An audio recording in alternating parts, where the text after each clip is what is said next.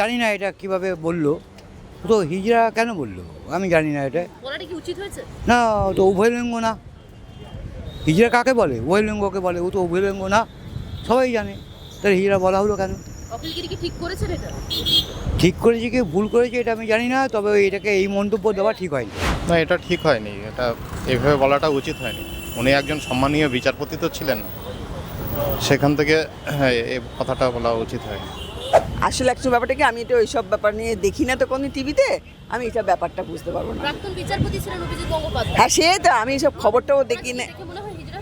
না, দেখে মনে হয় না, কিন্তু আমি ওইসব ব্যাপারে একদম মানে দেখে মনে হয় না, তাহলে ওনাকে বলেছেন কিভাবে দেখবেন? খারাপ বলেছে, নিশ্চয়ই খারাপ বলেছে। আমি এসব খবরটাও দেখি কোনো মানুষ সভ্য দেশে তো এইসব বলা উচিত না, যে যারা বলে তারা অন্যায় করেছেন। মন্ত্রী বলেছেন। হ্যাঁ, সেটা অন্যায় করেছে। মন্ত্রী তো এখন অনেক কিছুই করছে, তাতে কিছু করার নেই। এখন মন্ত্রী তো অনেক কিছুই করছে, বলেছে।